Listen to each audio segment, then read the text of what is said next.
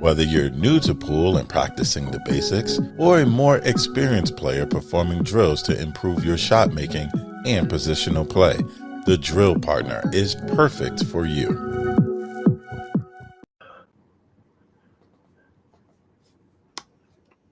Can you hear me? Yeah. How you doing? How you doing, buddy? Good. I was just going to comment. There's a number of players out there we've been watching the last couple of days that could use that drill partner. Oh, I tell you what. I mean, not just drill partner, stroke partner, nerve partner.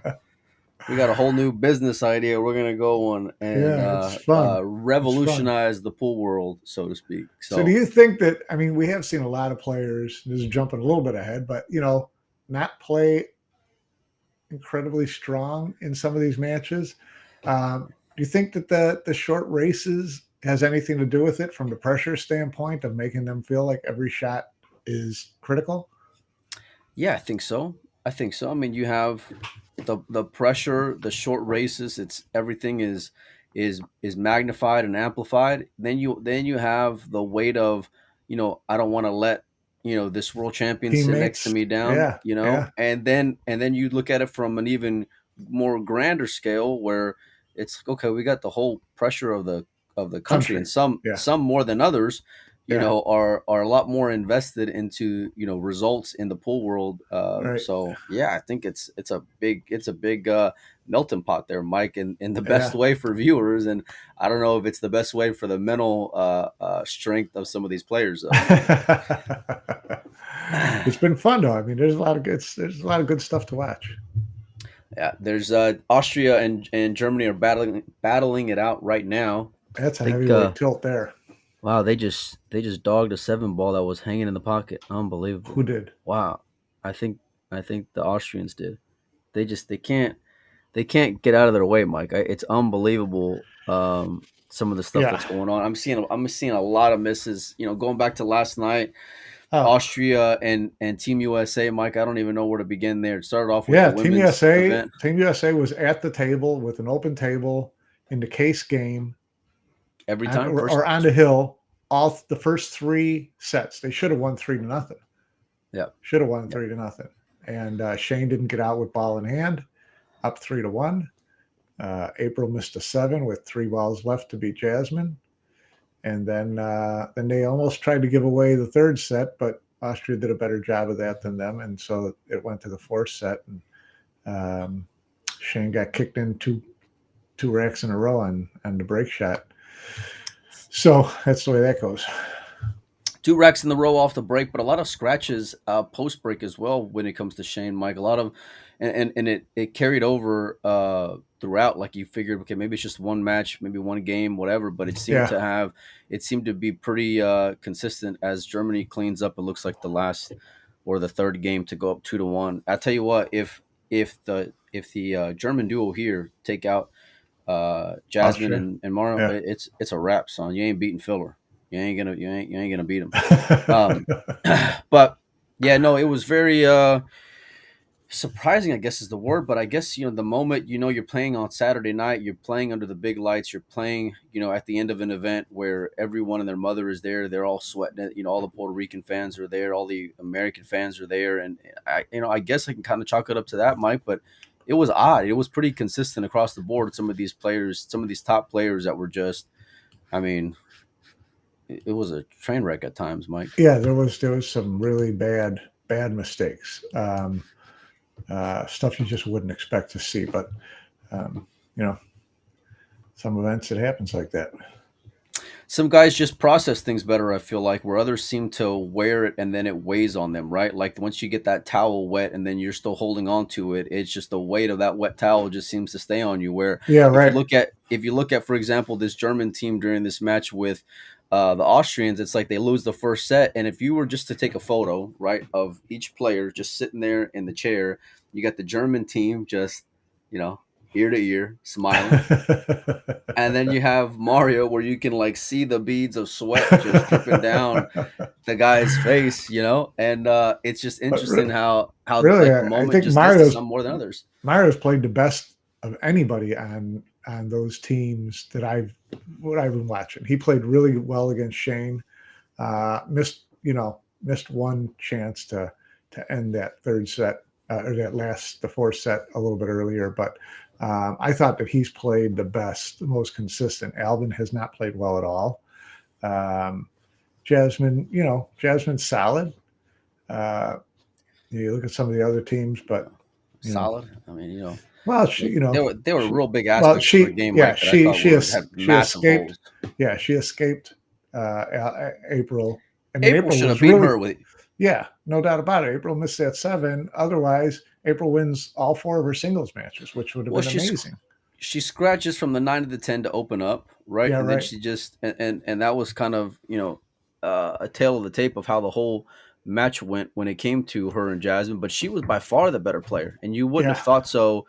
Like you would have never thought that would have been the case coming into it. I mean, I know she's got heart and tangibles and all these things, but just from an accomplishment standpoint, you can't compare resumes. But she showed no, that she was by far up and ready for the challenge, even yeah. though at times it seems like she had to face a lot of adversity, a lot of micromanaging as well. Well, I was going to mention that. You see the coaching going on. You see the players jumping up, especially, 2 guys will jump up. They all want to tell the female player how to play and what shot to play. And I'm sure, in some instances, it makes some, not taking anything away from the women players. I don't want to get any backlash on this, but it kind of makes them a ball better when they're all of a sudden You still got to essentially execute, thinking you do, but you're thinking through the match like Shane Van Boning. Because you can watch women play a lot of matches, and if you sit with a top ranked guy, they'll say, well, that was the wrong decision, or that was the wrong decision, and usually the guy's right. So you add that to the equation, and all of a sudden it's like you're getting your game should improve because you're getting this, you're taking some of the routes that you may not have thought of on your own. At the same time, it's like the pressure on them to have their 30 seconds, get ready for a shot. And all of a sudden there's 2 guys saying, okay, go this, flip this way, use low right, well, spin it this way, that way. and they want you to be pinpoint like Shane. Yeah. Yeah. And so you can see it on your faces sometimes. Not just April. I mean, all the teams, you see it, where the one player a lot of times just kind of looks like, whoa, slow the hell down here. I got, let me just make the ball.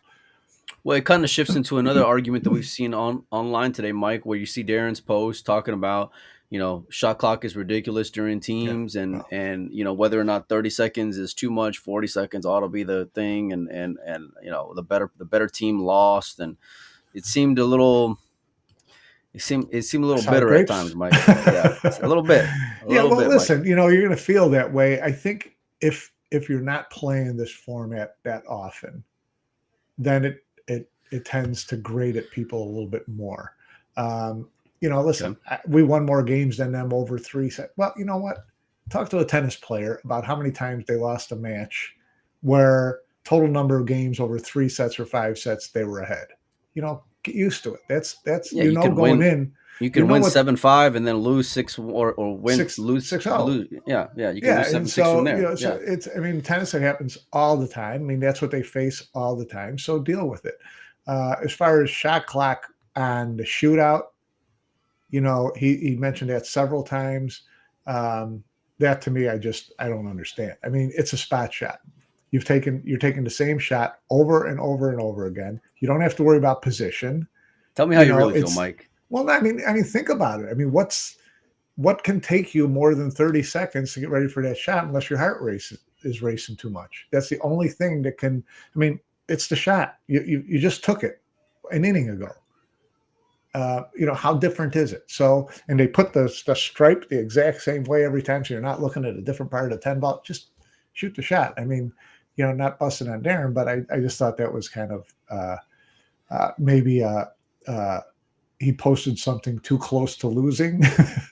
And you mean a pool player was emotional, Mike? I mean, come on. That's not the case. Take a couple hours and then post something. But I just thought that to me was not a good argument. What do you think? Look, players cannot dictate what the format should be, because if it was up to the players, everyone would be playing 10 ball with the template, and they'd be playing race to 13, and and that's how they I'm all would play, for that. Mike. I'm all Yeah, for that's it. that's how they would play because that's how the players would want to play, and that's Yeah, their choice. And but they that's not what'll sell on TV. That's not what'll get people watching. And I'm sure a small percentage of pool fans would appreciate that aspect of of watching those players do that. The reality is, it's just not going to resonate with the masses, right? Which is what they're aiming for here. And I think that right. this is part of the beauty of what the Pro Beard Series has created, Mike. It's this from the jump, pressure packed, and even if you survive, right, because that's what you're doing basically is you're surviving. Even if you survive the match, right, then you get it tied up. Best case scenario, because you lose the first one, basically all you're trying to do is get to a shootout. Right. In a nutshell. So you get there, and now it's times what 100, because now everybody's watching one shot. It's tough. It completely dictates or relieves the pressure depending on which side you're on, and it's all eyes on you, Yeah, in the worst and best possible way all at once. So, yeah. um, It's an you know, interesting business, and we've talked about it a million times. It's a really interesting business plan on how to package the game and try to draw, new people into watching. And right. you watch a lot of these, and most of these matches, they're getting just straight up live viewers, 5,000 plus. Okay, those are good numbers. Those are pretty good numbers for a Sunday morning.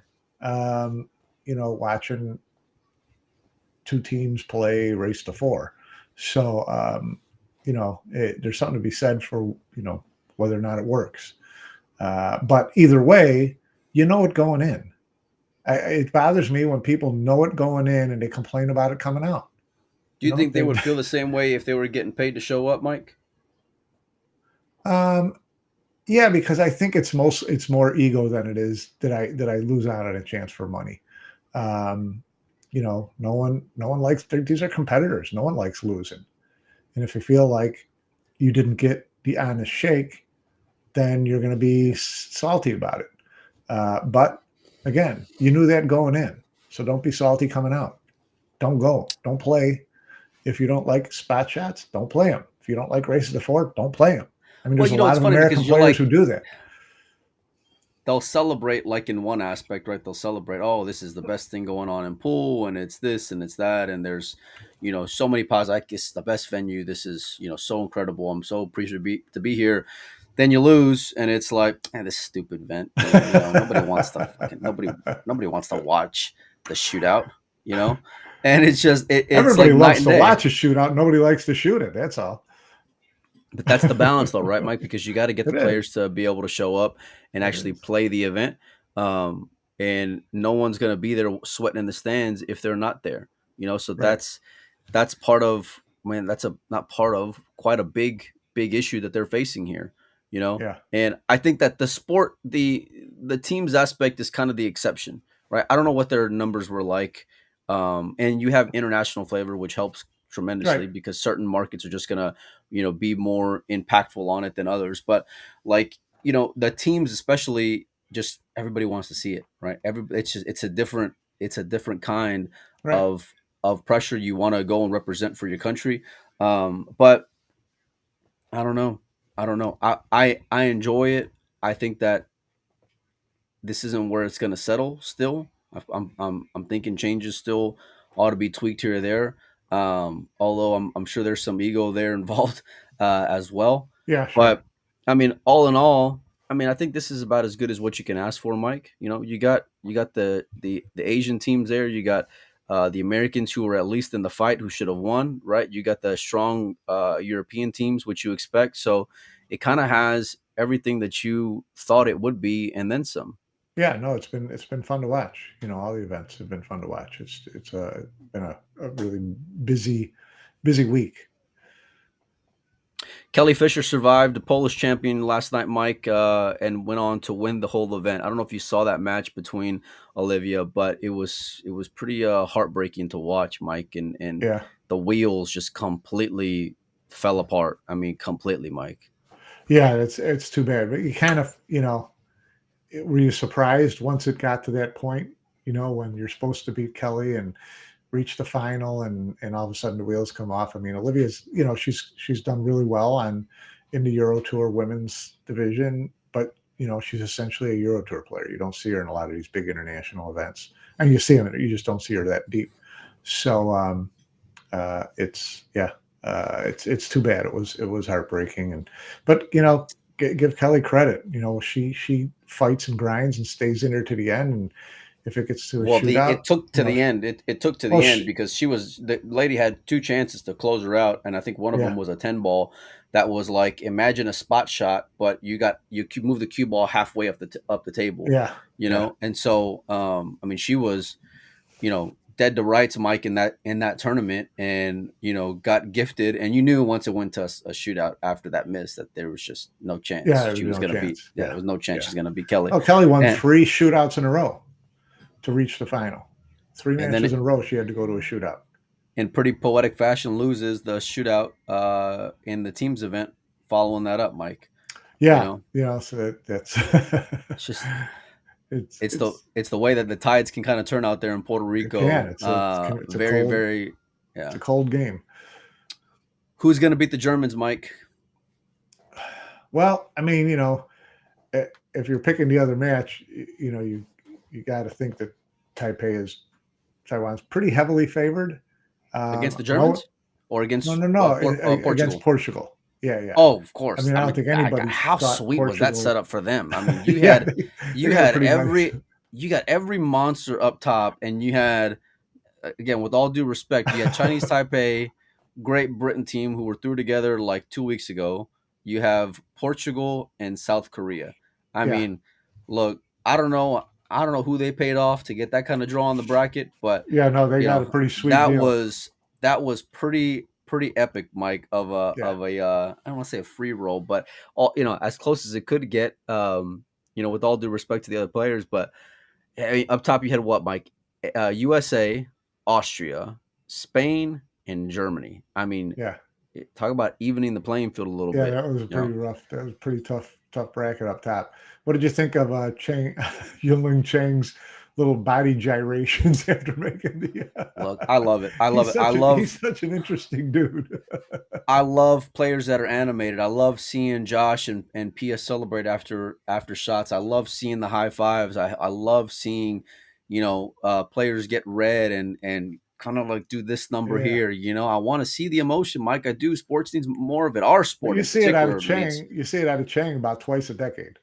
Well, it's like it's relief is what it is. Like that's how he processes the stress of it, because he knows that either it was probably really close or he was really nervous or a combination of both. Right.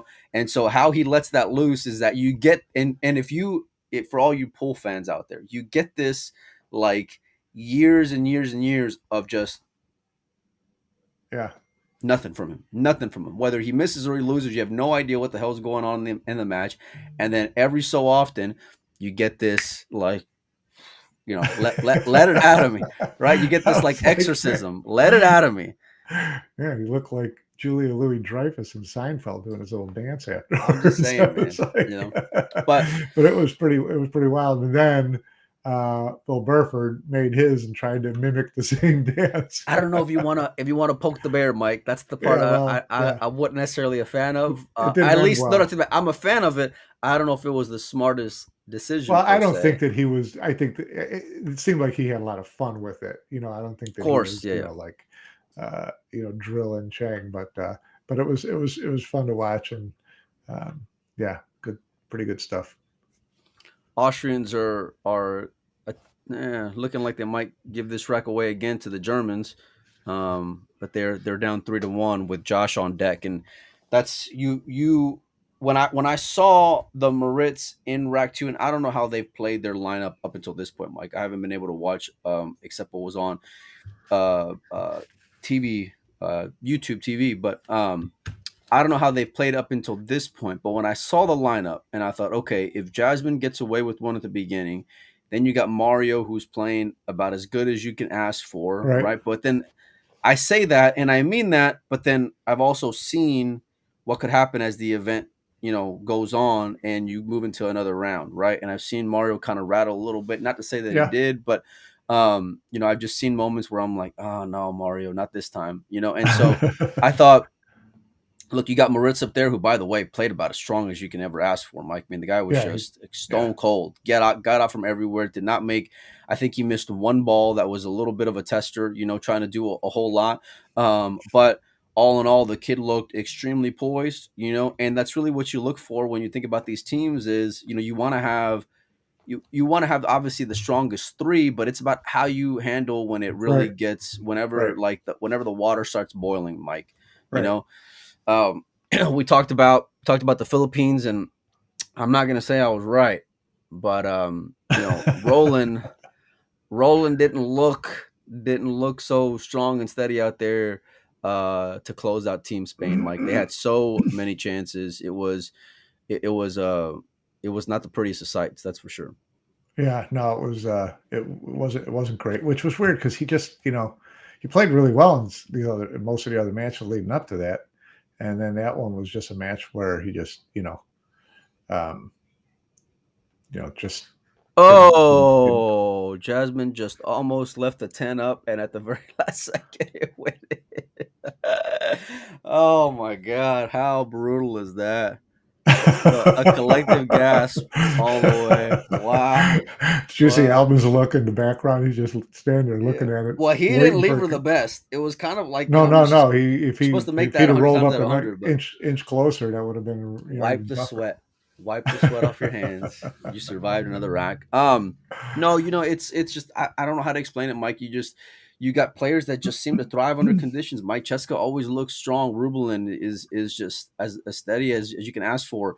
We know what Carlo can be, but I've said this before when it comes to the Moscone Cup, right? I've said Shane played different when Shane had to be number one, and you knew he had to be number one. But when he can depend on players, you see these like layers of weights just get off of his shoulders, man. And he Yeah, plays a completely different free style of pool. And I feel like as that Philippine match went on, you just saw the weight of the world come on Carlos' shoulders. And you saw him just take a body blow from his own teammate over and over and over again. And then finally, in the shootout, where, the guy's been about as clutch as you can ask for, two rails the ball. And I think he was the last one. If not, it was Rubelin that missed the last one. But I know those two were right. the two in the spot shots. But it was what put them in that position to get there in the first place. You know what I'm Yeah, saying? yeah, yeah. No, So let's take a look here. Does Josh have an open ball on the one? I think he does, and everything seems to be about as wide open. Um, yeah, but all in all, I really love watching teams, man. I mean, I really love watching the teams. yeah, I it's think I fun. think that it especially in this time of year, it gives you a little different insight to some players who are going to be playing Moscone. Like this event in particular, is going to have a lot of question marks when it comes to Albin.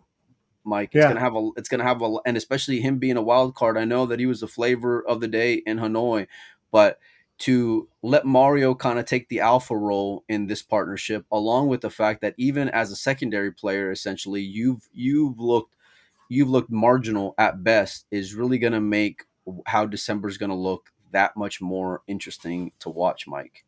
yeah. No, it is. It's, we'll see which album shows up in Alley Pally because he hasn't, other than Hanoi, he hasn't really, had the best looking year. So And it's going to be, surprising, Mike, because he's such a decorated player. Like he's not. I mean, I know this year maybe wasn't necessarily his best per se, but the guy's a multiple-time world champion. If you go back and look, I think he's been in more world championships over the last 10 years than anybody. Like he just gets there, and he gets there in that event. He gets there in big events consistently. right. And so to have him show these cracks up top is just real surprising, Mike, because we know he's got the skills, we know he's got the talent, he's got the arsenal, he's got every trick up his sleeve. He moves the ball well, banks the ball well. I rarely will see him make a terrible decision, right? Even though his execution may be off at times, but it's just I don't understand, Mike. Yeah. Well, I mean, yeah, who knows? I think players, it's with them, it seems like it's a real confidence thing. Um, and whether or not he doesn't have it right now, as much as you would want to have. I don't know. I mean, you would have thought he would have gotten it back after Hanoi, but since then, here in the eight ball and in the eight ball in Austria, and also here in this tournament here, hasn't looked the best. Well, I mean, look, even the guys' E game is better than most guys' Right. A games. Right. And I think that's what's gotten them to the point where, like, if you're in a 16 and the wheels fall off, right, and when it gets tough, if you're in an 8 or, like in this case, in a semifinal, right, and you miss a lot of shots, then you're still, and there's plenty of positives to take away from it, right, but there seems to be a reoccurring theme here also, Mike. Right. There So does. So who would you, as an American fan, you happier Albans there or Mario? Who would you have rather had there? what do you mean, Mike? In Moscone. If you were Oh, an American fan, would you rather if see I'm an Alvin on the American team right fan, now or Mario? if I'm an American fan, it ain't even close. Send Mario's ass out there all day, every day. Let him play every single match. We'll make an exception just for Mario. Let him play every single match on the final day. I want Mario here in often and frequently, and I want to make sure that every time the guy gets up on the ball, we're as loud as we can be. Because as much as I love Mario, me, myself, and I, that guy has got some rattle in his game at times, Mike. And if I'm an American fan, I want to really magnify that and amplify Yeah. that. Now, the fan of Mario in me wants to see him, like, rest those ghosts, Mike. You know what I mean? Like, Yeah, of course. put them to Put them bed, to rest. right? Yeah. Get over the hump, because I know he's got the skill. And seeing him in this event, right? Seeing him take that more of the alpha position in this team really just solidifies what I've thought about that guy's game for so long. And I know he won the 14.1. He had a good run at the international. Okay. But, like, I think he can be a number one. I do. I think he can be, that kind of in that tier of player. Like, he's in the class of Josh and Albin and Francisco and these top players, even though he doesn't have the wins like they do, Mike. I believe that in my heart because I've seen flashes of his game where I'm like, that's the killer instinct and that's the execution that these guys have, and he looks super, super smooth at times. Yeah. But then, and at the worst other possible times, moment. Yeah. you know what I mean? Then he just 3 rails and 8 ball. So I'm just like, Yeah. okay. Jennifer Rabbit says it's tied in the chat. We got 3-3 in the second set. In the second set.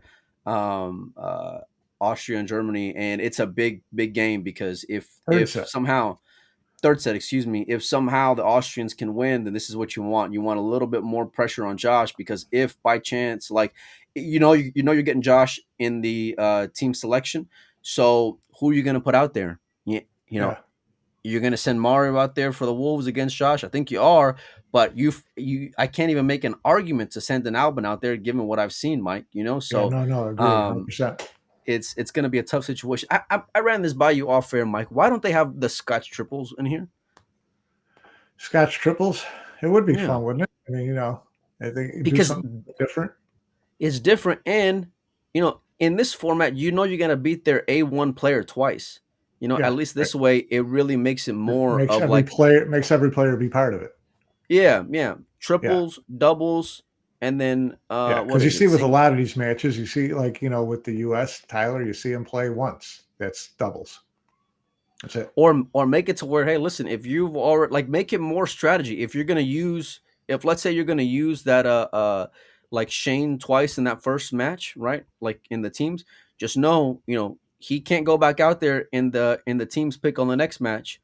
So it really makes, like, the grander strategy play just that much more vital. You know what I mean? Like, at what point are you going to play April again in the singles? At what point would you play Tyler in there in the singles, and so on? And I think every team would have those questions. I think the most fun thing would just be to do the triples. I think would be a lot of fun for sure. Yeah. I like it. I like seeing the interaction. I like seeing the players out there. I'm enjoying it up until this point. The teams event ends today. Who do you got, Mike? There's 4 teams battling it out right now. Well, I got the winner of this match. Is that who you got winning altogether? Even if it's Austria versus Taipei? Yes. Yeah, it's pretty strong. I don't know. Yeah, I picked Taipei higher, before the event. I think I picked Philippines, Taipei, Austria, right? Or Philippines, Taipei, Austria, I think I picked. I think so. Yeah, Yeah. yeah, yeah. I But mean, with I've been wrong before. well, see, the one thing about the Taiwanese players that is different, I feel like, is that they don't wear pressure, Mike. Like other players, other Europeans, Americans, everybody, they wear the moment. They wear the pressure. Yeah. Like the Chang was more of like a relief. It wasn't that like he was visibly wearing it up until that point. I feel like, which is a little different. Like if you look at Mario, and he don't want no part of this. Like you know, if you look at Albin, Albin's about ready to snap that Panthera into four pieces, you know. But the Taiwanese players, I don't know what it is, Mike. They just got something different. They're wired It's a a little culture. differently. It's a cultural thing. They're not big, wild, emotional, you know, people to start with. So All right, well, it's 3-3 right now. You guys can go check out the action on Pro Bear TV as Josh just laid down a devastating safety on Team Austria. So make sure and stay tuned for that. We appreciate all you guys for hanging out with us. Mike, we got a fun show coming up this week, don't we? hopefully, yeah, we got some really cool analytics on Moscone Cup preview, which should be a lot of fun to look into. A lot of talking points after this Yeah. week's event. So we're going to really dive into it. We appreciate everybody for hanging out with us. We'll be back soon. Maybe Joey and I will be live tonight. But yeah, thanks everybody for hanging out with us and enjoy the rest of the event.